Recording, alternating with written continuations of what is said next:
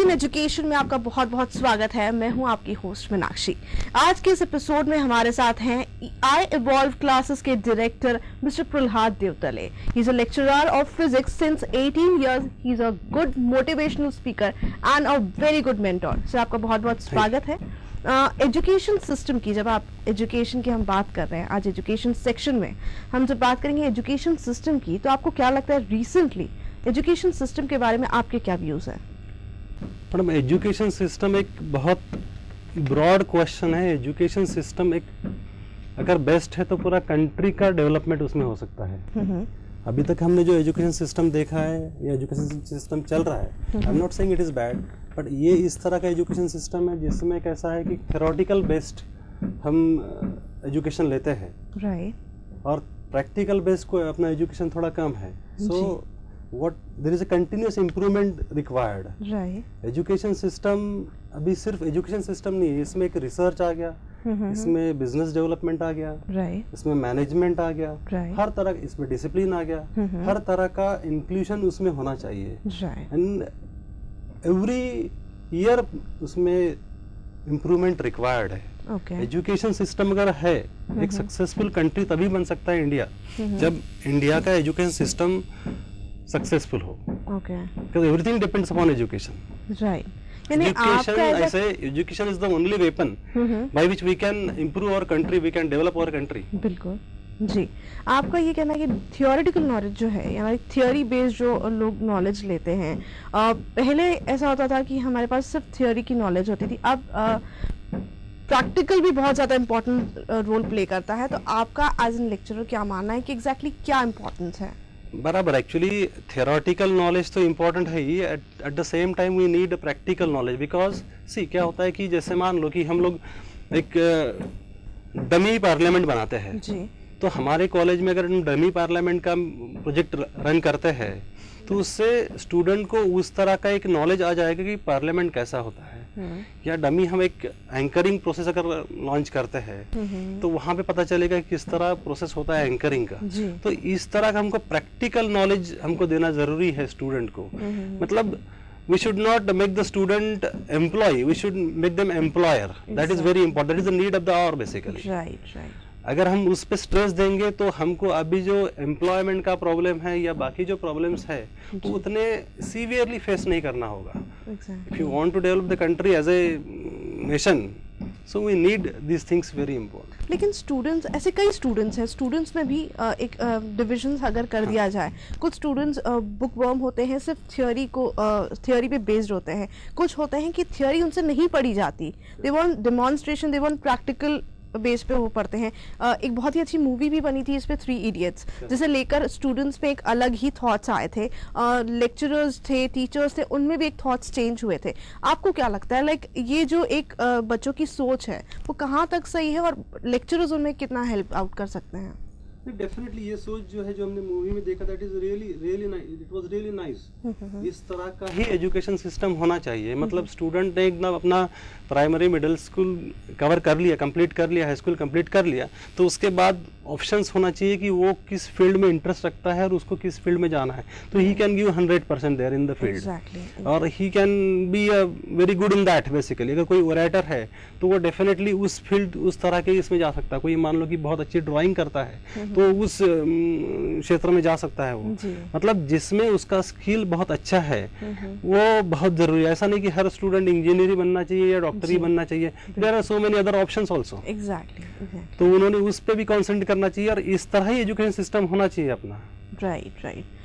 जब students school में होते हैं तब तक उन्हें कोई टेंशन नहीं होता है, उनके पास सिर्फ जो लिमिटेड सब्जेक्ट्स हैं उन्हें ही उन पे कॉन्सेंट्रेट करना पड़ता है। लेकिन आफ्टर 10th एक 11th 12th की जिम्मेदारी होती है। लेकिन 12th के बाद स्टूडेंट्स में एक कन्फ्यूजन होता है कि हमें क्या प्रिपेयर करना है, how to prepare after 12th board. Like 12th board की सबसे पहले बात करें तो 12th बोर्ड के लिए सबसे पहले किस तरह प्रिपरेशन होना चाहिए, उसके बाद उनका फोकस किस तरह होना चाहिए? बीइंग साइंस फैकल्टी, मैं यहाँ पे 12th साइंस में किस तरह प्रिपरेशन करना चाहिए उसके बारे में ज़्यादा फोकसली बताऊंगा। कैसा होता है कि 12th साइंस में अराउंड 6 सब्जेक्ट होते हैं आपको। एक होता है फिजिक्स, केमिस्ट्री, मैथ्स, बायोलॉजी और 2 लैंग्वेजेस होती है। अगर हम फिजिक्स की बात करते हैं तो फिजिक्स में बहुत सारे बच्चों को बहुत प्रॉब्लम्स होते हैं, इट इज डिफिकल्ट सब्जेक्ट। इसमें बहुत सारे डेरिवेशंस होते हैं, जी। At the same time numericals भी होते हैं, जो Exactly. बहुत डिफिकल्ट पार्ट माना जाता है जी। स्टूडेंट की तरफ से। तो ये सब जो डेरिवेशंस है, इनकी मैं स्टूडेंट को खासकर यहाँ बोलना चाहूँगा कि उसकी जितनी ज़्यादा प्रैक्टिस करे उतना अच्छा है। स्टूडेंट को एक एडवाइस भी यहाँ मैं करूँगा कि वो अपने पास एक रफ कॉपी परमानेंटली रखे, ओके। और जब भी उनको टाइम मिलता है तो जो भी उन्होंने पढ़ा उसको लिख के देखे, सो दैट उनको ये आइडिया आ जाए कि वो कहाँ तक आ चुके हैं, उनको Okay. कहाँ तक मेमोराइज कर सकते हैं, कहाँ तक उसको वो अच्छे से लिख सकते हैं, अच्छा उनका कॉन्सेप्ट कहाँ तक डेवलप हुआ है। जी। न्यूमेरिकल के बारे में वो न्यूमेरिकल सॉल्व करके देखे, कौन सा फॉर्मूला अप्लाई होता है उस पे कॉन्सेंट्रेट करे, टॉपिक वाइज न्यूमेरिकल रहते हैं जी। वो रहेगा। Hmm. If you go for mathematics, तो मैथमेटिक्स में बहुत सारे प्रॉब्लम्स होते हैं, वो प्रॉब्लम सॉल्व करने की प्रैक्टिस करें। जितना ज़्यादा प्रैक्टिस वो मैथमेटिक्स की करेंगे उतना अच्छा है उनके लिए, क्योंकि डिफरेंट टाइप के सम्स आते हैं, इंटीग्रेशन है, डेरिवेटिव्स है, डिफरेंशियल इक्वेशंस है या सर्कल है। इन सब चीज़ों की जो प्रैक्टिस बहुत इंपॉर्टेंट है। जब तक स्टूडेंट हार्डवर्क नहीं करेगा तब तक उसको सक्सेस मिलना, या जितना वो रिक्वायर्ड सक्सेस है वो मिलना थोड़ा डिफिकल्ट है। टीचर कितना भी पढ़ा ले, स्टूडेंट का hard work is very important. Teacher जब पढ़ा रहा है और स्टूडेंट जब उसे कैप्चर कर रहा है, उसे अपनी तरफ ले रहा है, तो एक आपको नहीं लगता कि बहुत इंपॉर्टेंट है। आप पढ़ा रहे हैं और स्टूडेंट फोकस नहीं है, तो ये बहुत गड़बड़ा जाती है चीज़। आपका पढ़ाना और स्टूडेंट का उसे अपनी तरफ लेना एक बहुत ज़रूरी चीज़ है, कैप्चर करना। सर, जब 12th बोर्ड की बात आती है, स्टूडेंट्स बहुत कंफ्यूज हो। साइंस की हम जब बात करें, हमने कहा फिजिक्स, केमिस्ट्री जैसे सब्जेक्ट्स हैं, उन्हें आसानी तो होती है पढ़ने में बिकॉज उनका इंटरेस्ट है साइंस की तरफ, लेकिन देन टू जब बोर्ड एग्जाम्स की बात आती है तो उनके यहाँ जहन में, उनके या मेंटल स्टेटस में बहुत चेंजेस आ जाते हैं। तो आपके पास भी इतने स्टूडेंट्स होते होंगे, उनको किस तरह प्रिपेयर कराया जाता है आई इवॉल्व क्लासेस में? बेसिकली कैसा है कि हम बोलते हैं स्टूडेंट को, ये जो फिजिक्स, केमिस्ट्री, मैथ्स, बायोलॉजी है, ये इनका जो अभी सिलेबस करंट सिनेरियो के हिसाब से जो सिलेबस है, वो सिलेबस काफ़ी वास्ट है। ओके, मतलब हम इसको वक्त पे नहीं पढ़ सकते हैं। Right. You have to prepare it right from the beginning. Okay. शुरुआत से इसके टच में रहो, शुरुआत से आप प्रिपरेशन करो, अपने डाउट्स क्लियर करो, कोई अगर डिफ़िकल्टी है तुम कंसर्न टीचर से कांटेक्ट करो। जी। ये सब चीज़ें बहुत ज़रूरी है। डिफ़िकल्टी सेशंस हम कंडक्ट कराते हैं, उनके प्रैक्टिस सेशंस हम कंडक्ट कराते हैं। At the same time we are conducting test series to Right. Get their problem solve.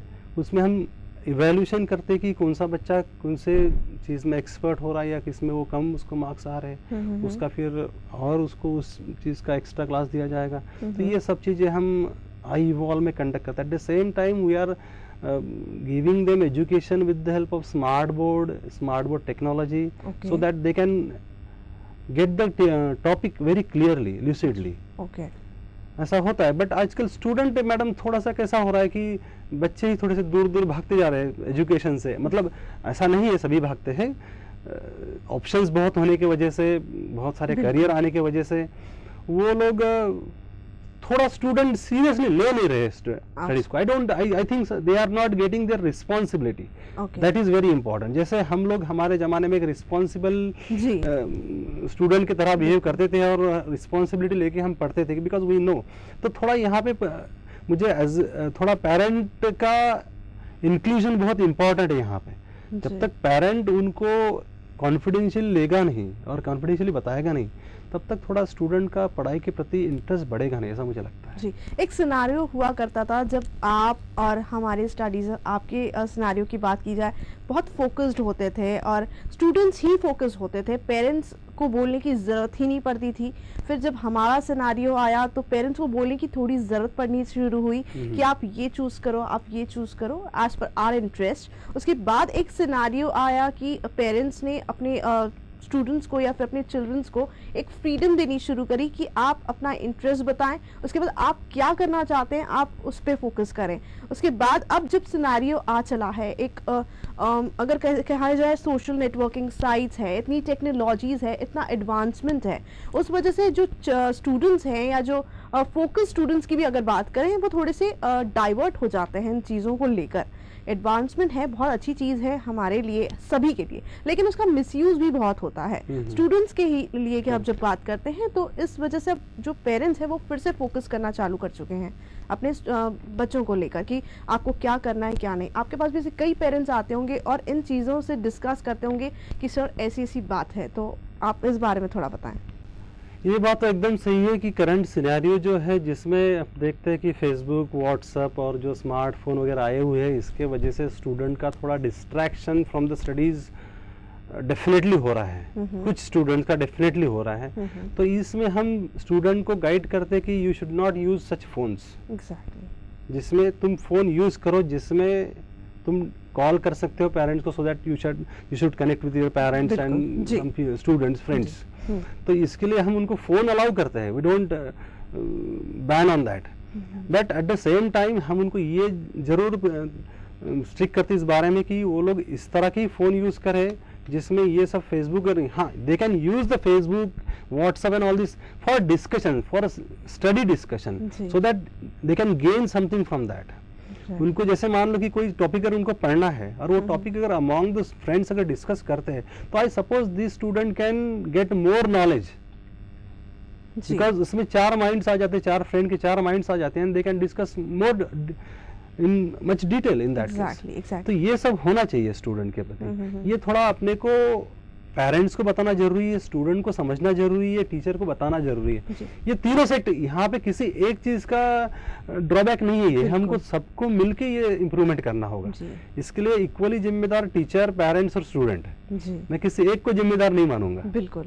हर वही चीज़ के एक माइनस पॉइंट भी होता है, एक प्लस पॉइंट भी होता है। जिस तरह एडवांसमेंट टेक्नोलॉजीज़ के काफ़ी प्लस पॉइंट हैं तो माइनस पॉइंट भी हैं, वो क्रिएट करने वाले हम ही हैं जो हम उसे माइनस क्रिएट कर रहे हैं। ऐसे कई चीज़ें, अगर हम उसे प्लस पॉइंट लेकर चलें तो बहुत अच्छी चीज़ है, डिस्कशन है, हमें नॉलेज मिलता है, इंफॉर्मेशन से हम अटैच रहते हैं कि एग्जैक्टली अब क्या हो रहा है। अभी यूट्यूब पे अगर आप कोई भी एक टॉपिक का नाम डाल देंगे तो आपको हजारों उसके वीडियोस मिलेंगे, आप वो वीडियो देख के अपना कॉन्सेप्ट क्लियर कर सकते हैं। आप गूगल पे आप पीपीटी का के लिए डाल दीजिए आप एक, तो आपको हजारों पे पीपीटीज मिल जाएगी। You can gain knowledge from that if you are interested, तो आप डेफिनेटली नॉलेज गेन कर सकते हैं और स्टूडेंट ने करना चाहिए। ये एक वन ऑफ द फ्रेंड है उनका, एक ट्यूटर है। इंटरनेट बोलो तो it is not, it's a boon basically, it's not curse. तो they have to use it properly for their betterment.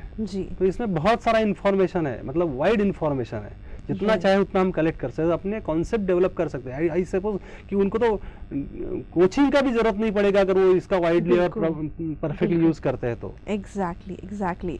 Parents का स्टूडेंट्स के प्रति क्या रोल होना चाहिए, क्या भूमिका होनी चाहिए एग्जैक्टली, और कॉम्पिटिटिव एग्जाम्स कितनी इंपॉर्टेंट है, उसके लिए प्रिपरेशन किस प्रकार होना चाहिए, इन सारी बातों पर चर्चा करेंगे मिस्टर देवतले से, लेकिन इस छोटे से ब्रेक के बाद।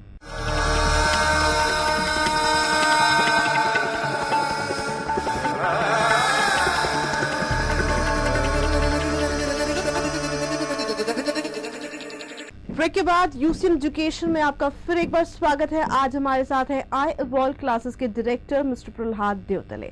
आपका फिर एक बार स्वागत है। हम लोग एजुकेशन सिस्टम की बात कर रहे थे, इसे एडवांसमेंट टेक्नोलॉजीज की बात कर रहे थे। जिस तरह प्लस पॉइंट्स बहुत ज़्यादा हैं उस तरह माइनस पॉइंट्स भी बढ़ते जा रहे हैं। प्राइवेट कोचिंग क्लासेस की बात की जाए तो पहले के सिनेरियो में इसे इम्पोर्टेंस नहीं मिलता था। पेरेंट्स का जस्ट फोकस होता था स्कूल और कॉलेजेस में, उनका यही कहना था कि आप स्कूल कॉलेजेस पे ज़्यादा कंसंट्रेट करें। लेकिन अब प्राइवेट कोचिंग क्लासेस का भी एक इम्पोर्टेंस बढ़ चुका है। जिस तरह से वहाँ पढ़ाया जाता है, जिस तरह से गाइडेंस दिया जाता है स्टूडेंट्स को, आप क्या मानते हैं इसका क्या रोल है और इसका क्या नीड है exactly? Correct, this very important question. Basically nowadays coaching classes का जो कमर्शलाइजेशन हो रहा है बहुत बढ़ रहा है जी। इसमें कैसा है मैडम कि बच्चा कॉलेज जा रहा है, स्कूल जा रहा है, he is preparing for exams, competitive exams. ये सवाल बच्चे ने अपने आप को करना चाहिए कि उसको किसी और हेल्प की ज़रूरत है इसमें। And if he feels he need a help, then he has to join coaching classes. Okay, ये सवाल उसने अपने आप को पूछना है जी। तो कोचिंग क्लासेस का रोल यहाँ पे यही है कि उसको एक्स्ट्रा उससे स्टडी करा के लेना है, उसको एक्स्ट्रा चीज़ें देना है, एक्स्ट्रा उसका प्रिपरेशन करवा के लेना है, एक्स्ट्रा प्रैक्टिस करवा के लेना है, यहाँ पे कोचिंग क्लास का रोल आता है। अदरवाइज वो स्कूल कॉलेज में भी पढ़ता है जी। बट ये थोड़ा सा उस तक लिमिटेड है क्वेश्चन कि वो क्या फील करता है, उसको ट्यूटर चाहिए, उसको कोई मेंटर चाहिए, उसको कोई गाइड चाहिए, and if he feels definitely has to join coaching classes. क्योंकि इसमें स्कूल कॉलेज में रिस्ट्रिक्शंस है, वहाँ के टीचर्स कॉलेज के जो ट्यूटर्स है वो एक्स्ट्रा क्लास ले नहीं सकते, मतलब कोचिंग ले नहीं सकते, तो he has to join for his progress, academic progress जी। पढ़ाई तो स्कूल कॉलेज में हो जाती है, लेकिन उसे रिवर्स करने में और रिवाइज करने में और उसे और आगे उसे हमारे माइंड पावर तक पहुंचाने के लिए शायद कोचिंग के ट्यूटर्स ही काम आते हैं आगे जाके। 12th जब हम बात करते हैं, जब हमने बात की, ऐसे कई कन्फ्यूजन्स होते हैं स्टूडेंट्स पे कि आगे हमें क्या चूज़ करना है, तो क्या करियर ऑप्शंस हैं अगर 12th के बाद की बात की जाए तो? 12th के आगे तो बहुत सारे 12th is a basic. 12th आज की डेट में अगर मैं ऐसा बोलूँगा कि 12th साइंस एक बेसिक उनका हो गया, उसके बाद उनके बहुत से ऑप्शंस ओपन होते हैं। वो चाहे तो पुलिस ऑफिसर बन सकता है, वो चाहे तो बैंकर बन सकता है, वो चाहे तो मैनेजमेंट में जा सकता है, वो चाहे तो इंजीनियर बन सकता है, किसी अच्छे कंपनी में जॉब कर सकता है, वो IAS ऑफिसर बन सकता है, IPS ऑफिसर बन सकता है, हम वो होटल मैनेजमेंट में जा सकता है। So many options are there, but basic 12th तक बच्चे अच्छे से पढ़े, अच्छे से परसेंटेज ले, और फिर उनके ऑप्शंस अपने आप ओपन हो जाते हैं। उनके परसेंटेज पे, उनके ग्रेड पे डिपेंड करता है जी। 12th परसेंटेज बहुत मैटर करते हैं, जिस तरह 10th परसेंटेज भी बहुत मैटर करते हैं। लेकिन एक छोटा सा सवाल ये है कि जब 10th में स्टूडेंट होता है, बहुत ब्राइट होता है, उसके परसेंटेज बहुत अच्छे आते हैं, लेकिन उसके बाद हल्के परसेंटेज क्यों घटते हैं? ये सवाल हमेशा मेरे दिमाग में होता है। चाहे मैं चाहती हूँ कि कोई मेरे सामने कोई लेक्चरर, कोई ट्यूटर आए तो मैं ये सवाल जरूर करूँ, ये पॉइंट नोटिस ही है कि थोड़े परसेंटेज गिरते जरूर है, इसके पीछे का कारण इसके पीछे ये रीजन है मैडम कि 12th का जो सिलेबस है कंपैरेटिवली 12th के अगर कंपैरिजन में हम लेते हैं तो बहुत कम है, इसलिए परसेंटेज स्कोर करना 10th में थोड़ा आसान हो जाता है। ओके। वही अगर 12th की बात करें हम लोग तो 10th के ऑलमोस्ट 10 टाइम्स सिलेबस है, वास्ट सिलेबस है। ओके। और वास्ट सिलेबस होने की वजह से तुमको जो तुम्हारा नंबर ऑफ वर्किंग आवर्स है, स्टडी आवर्स है, वो बढ़ाना पड़ेगा। कंपैरेटिवली स्टूडेंट क्या करता है, ओवर कॉन्फिडेंस में आ जाता है और वो वर्किंग आवर्स जो अपना स्टडी आवर्स है वो बढ़ाता नहीं है। उसको लगता है कि जैसा मैंने 10th में प्रिपेयर किया था, राइट, 3 या 4 घंटे मैंने प्रिपेयर किया था, आई गॉट 85%, वही उसको लगता है अभी 12th में भी हो जाएगा। बट इस तरह का मिरेकल जनरली 12th में होता नहीं है, एंड दैट इज व्हाई उसके परसेंटेज थोड़े कम होते हैं। एट द सेम टाइम और भी फैक्टर्स इंपॉर्टेंट है जिसके लिए, जैसे मान लो कि 12th में आने का थोड़ा सा वो कॉलेज लाइफ चालू हो जाता है उसका, he used to move here and there, he is out of control of the parents, तो ये भी फैक्टर इंपॉर्टेंट है। बट मेन फैक्टर यही है कि थोड़ा सिलेबस वास्ट हो जाता है और कंपैरेटिवली उसका जो प्रिपरेशन है वो स्टूडेंट कोप अप नहीं कर पाता, या करता नहीं है जानबूझ के, उसको थोड़ा सा वो ओवर कॉन्फिडेंस हो जाता है 10 के परसेंटेज। जी। अभी एक न्यू फोकस्ड करियर अगर ऑप्शन बात की जाए, या फिर जब स्टूडेंट्स फोकस कर रहे हैं, वो है कॉम्पिटिटिव एग्जाम्स। इसका बहुत ज़्यादा क्रेज़ है स्टूडेंट्स में, तो इसके बारे में आप क्या कहेंगे? कॉम्पिटिटिव एग्जाम में 12th के बाद जनरली स्टूडेंट जाते हैं मैडम एक जेई के लिए, जो जॉइंट एंट्रेंस टेस्ट होता है इंजीनियरिंग के लिए, और एक PMT का होता है जी, जो मेडिकल के लिए होता है। जेई और AIPMT PMT ये दोनों भी कॉन्सेप्चुअल एग्जाम्स हैं। इसमें जो भी क्वेश्चंस आते हैं वो ऑब्जेक्टिव क्वेश्चंस आते हैं, और इसमें आंसर करने के लिए तुम्हारा उस पर्टिकुलर क्वेश्चन का कॉन्सेप्ट क्लियर होना। इसलिए मैं स्टूडेंट को ये एडवाइस करूंगा कि स्टूडेंट सिलेबस कंप्लीट करने से ज़्यादा कॉन्सेप्ट समझने पे ज़्यादा स्ट्रेस दे। एज आई सेड अर्लियर कि इसके लिए वो टीचर की हेल्प ले सकता है, इंटरनेट वगैरह जो है फैसिलिटीज़ अवेलेबल है उसका हेल्प ले सकता है, वो अमॉन्ग द फ्रेंड्स डिस्कस कर सकता है, और भी उसके एल्डर्स होंगे उनसे वो डिस्कस कर सकता है, but he has to clear his concepts, then and only then he can crack this exams like JEE और से AIPMT। हार्ड वर्क से ज़्यादा यहाँ स्मार्ट वर्क इम्पॉर्टेंट है, I suppose say, in cracking this exams. Okay, what are the different age of preparation अगर बात करी जाए तो? Yes. What are the different aids of preparation? Yeah. So I told you aids of preparation में as I said कि first of all he has to communicate with teachers, parents, elders, friends. Then apart from that he can have the knowledge from internet. If you go on Google, several pages are available there. If you go on YouTube में बहुत सारे clippings दिए हर topic को लेके, वो वहाँ से अपने कॉन्सेप्ट क्लियर कर सकता है. स्मार्ट बोर्ड जैसे कॉन्सेप्ट नागपुर में आया है, सैटेलाइट कोचिंग जैसे कॉन्सेप्ट नागपुर में आए हुए हैं, उसका वो वाइडली यूज कर सकता है. आजकल हर स्टूडेंट के पास मोबाइल आए हुए हैं, मोबाइल ऐप्स अवेलेबल है, उससे वो अपना प्रिपरेशन लेवल बढ़ा सकता है. अगर वो पॉजिटिवली लेता है टेक्नोलॉजी के लिए, तो टेक्नोलॉजी उनके लिए बहुत इम्प्रूवमेंट ला सकती है. ये स्टूडेंट ने समझने को होना. It is very important. Mobile phone सिर्फ गाने सुनने के लिए नहीं है या पिक्चर देखने के लिए नहीं, ये उन्होंने समझना जरूरी है. जी, एक इंफॉर्मेटिव सोर्स करके भी बनाया गया है. इन सारे कामों को करते हुए एक चीज आती है, वो है स्ट्रेस. हम कुछ भी करें, स्ट्रेस आ जाता है. स्टूडेंट्स पे तो बहुत होता है. हम उसे पूछें कि आपकी एग्जाम्स कैसे चल रही हैं, आपकी पढ़ाई, बहुत स्ट्रेस है, बहुत स्ट्रेस है. ये स्ट्रेस वर्ड इतना ज़्यादा यूज है, ये स्ट्रेस को रिमूव कैसे किया जाए? ये स्ट्रेस को एक्चुअली कैसा होता है कि सिलेबस जैसे मैंने बोला कि थोड़ा काफ़ी वास्ट है. बच्चों को शुरुआत से पढ़ना चाहिए, समझ के पढ़ना चाहिए, एक हेल्दी इन्वायरमेंट में पढ़ना चाहिए. और एज ए पेरेंट्स को भी मैं ये यहाँ पे सजेस्ट करूँगा कि पेरेंट्स स्टूडेंट पे किसी भी तरह का प्रेशर न बनाए. स्टूडेंट भी अपने आप पे प्रेशर न ले. सी क्या होता है कि जैसे हम गोल डिसाइड करते हैं, इफ आई सपोज मैं ये बोलता हूँ कि गोल रहना ही चाहिए. अगर किसी स्टूडेंट ने 90% का गोल डिसाइड किया है, तो he has to work very hard. उसने एकदम जिद से लग जाना चाहिए 90% के लिए. But at the same time he should be ready to accept failures. हो सकता है कि उसको 90% ना मिले, 85% मिले, वो भी उसका एक ऑलमोस्ट गोल अचीव हो गया है. ये चीजों को उसने एक्सेप्ट करना चाहिए. ये चीजें उसने मतलब इसमें एक चीज, अगर एक आधा पेपर उसका खराब जाता है या अच्छा नहीं बनता है, तो उसमें उतना प्रेशर लेने की जरूरत नहीं है, टेंशन लेने की जरूरत नहीं है. नेक्स्ट टाइम फिर प्रिपेयर करके उसको वो फेस कर सकता है. और practice makes man perfect. Exactly. Very truly failure is said. The base of success. Very truly said. तो इस तरह मेरे ख्याल से किसी भी फेलियर को अगर आप इजीली लेंगे तो स्ट्रेस नहीं आएगा. Right, right. You have to work, that's all.